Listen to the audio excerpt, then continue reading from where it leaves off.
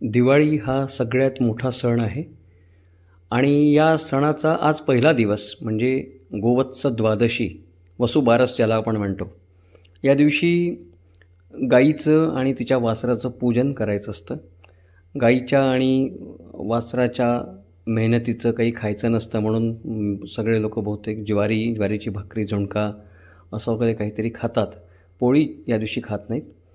आणि अनेक वर्षांपासून आमचं भारतीय उत्कर्ष मंडळ आहे खापरी, त्या ठिकाणी हा गोपूजनाचा कार्यक्रम होत असतो. सवत्स धेनुपूजन, गाई आणि तिच्या वासराचं पूजन हा कार्यक्रम होत असतो आणि आम्ही त्या कार्यक्रमाला हजेरी अनेक वर्षांपासून लावत आलेलो आहोत. नागपूरला आहोत तोपर्यंत तर नक्कीच आम्ही लावलं. तर आज आम्ही सकाळी निघालो खापरीला जायला. विमानतळाच्या बाजूनी रोड आहे, फार सुंदर रोड, अतिशय छान. आणि आम्ही अशा प्रकारे खापरी गाठायचं ठरवलं. खूप उत्साह असतो तिथे कार्यकर्त्यांचा आणि तिथे सगळ्या भारतीय वंशाच्या गायी आहेत. खूप भारतीय वंशाच्या गायी आहेत. अनेक वर्ष आम्ही नागपूरला होतो तेव्हा तिथलंच दूध आमच्याकडे यायचं त्या भारतीय वंशाच्या गाईचं.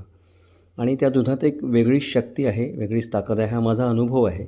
त्या दुधापासून बनवलेलं दही, ताक, तूप आणि हे गाईचं जुनं तूपसुद्धा माझ्याकडे खूप आहे. तेव्हा त्या काळात आम्ही केलेलं, माझी पत्नी ती करून ठेवायची. दरवेळेला दूध आणलं की त्यातून एक महिन्याभरात एक साधारणतः पाव किलो तूप निघायचं.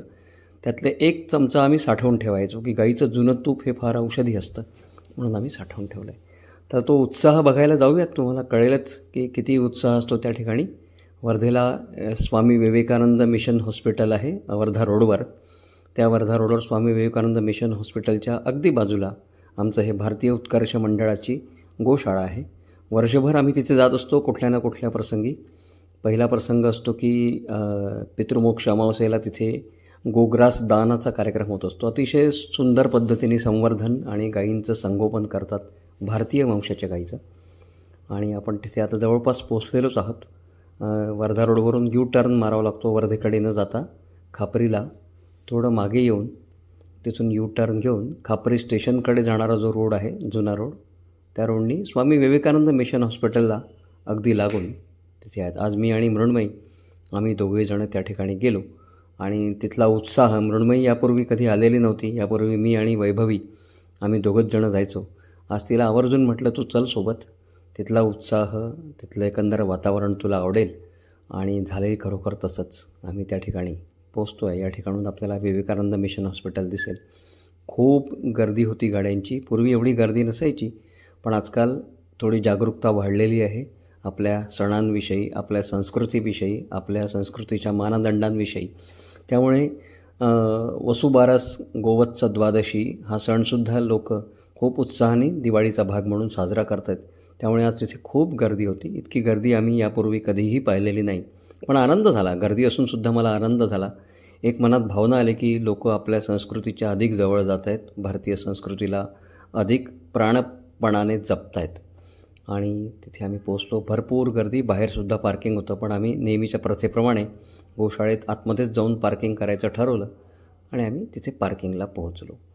अशा सुंदर रमणीय ठिकाणी इथे गायींना छान चारा, गायींचं संगोपन आणि या सगळ्या गोष्टी होत असतात. तिथे जास्तीत जास्त लोक या संस्थेशी जे जुळलेले आहेत ते त्या ठिकाणी येत असतात. वर्षभरच आमचं जाणं येणं असतं काही ना काही प्रसंगाने. त्याप्रमाणे आजही आम्ही त्या ठिकाणी पोहोचलो. पार्किंगला गर्दी होतीच. बरेच लोक बाहेर गाड्या पार्क करून पायी जात होते. तिथे गाई वासरांची पूजा होते, सवत्स धेनूंची. थोडक्यात या गाडीचा ॲक्सिडेंट होता वाचलो आम्ही. त्यांनी दरवाजा उघडला होता मागे न बघता काकांनी, पण आपलेच बंधू आहेत, काय त्यांना म्हणायचं. आणि त्यामुळे आम्ही गाडी पार्क करून त्या ठिकाणी जायला निघालो. आम्ही थोडी सेफ समोर गाडी ठेवली आणि त्या ठिकाणी आम्ही जायला निघालो. गोवत्स पूजनाचा कार्यक्रम होता. आनंद होतो, छान वाटतं. दिवाळीचा पहिला दिवस अशा पद्धतीने साजरा करतो आहे आपण. गाय सर्व जगाची माय. आणि त्यामुळे या ठिकाणी अतिशय भारतीय पारंपरिक मंगलवेशात आम्ही निघालेलो होतो आणि गाडीला लॉक लावून आम्ही त्या ठिकाणी चालायला लागलो.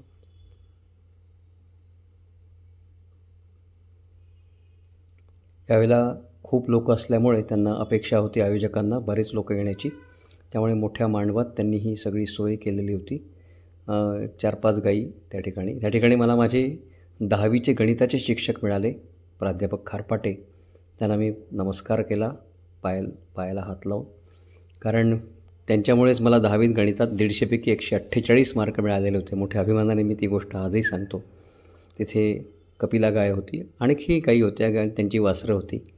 त्या सर्वांच्या पूजनाची व्यवस्था आयोजकांनी केलेली होती आणि आम्ही त्यांचं पूजन केलं. छान साग्रसंगीत पूजा झाल्यानंतर गायीची आणि तिच्या वासराची मजा आली बघताना. छान सगळे लोक मोठ्या उत्साहाने, तिथे लोकांचा उत्साहही फार होता. त्यानंतर मृण्मयीनी पण त्या दोघांची पूजा केली. तिलाही मजा येत होती. ती पहिल्यांदाच या उत्सवात सामील झालेली होती, त्यामुळे तिला एक नवीन अनुभव तिच्या दृष्टीने. मनोभावे नमस्कार केला गाईला आणि वासराला, कारण भारतीय वंशाच्या गायी जपल्या पाहिजेत, भारतीय वंशाच्या गायी वाढल्या पाहिजेत, गोसंवर्धन झालं पाहिजे, हा हेतू त्यामध्ये आहे या पूजनामागे. आणि हळूहळू संशोधन होतं आहे आणि त्यातून हळूहळू जाहीर होतं आहे की आपल्या भारतीय वंशाच्या गायी किती उपयुक्त आहेत शेतकऱ्याला आणि समस्त मानवजातीलासुद्धा. फार मोठं संशोधन त्यामध्ये होतं आहे आणि अजून होत राहणार आहे. आणि त्या संशोधनातले निष्कर्ष हे तुमच्या माझ्यासाठी अतिशय उपयुक्त असे निष्कर्ष आहेत.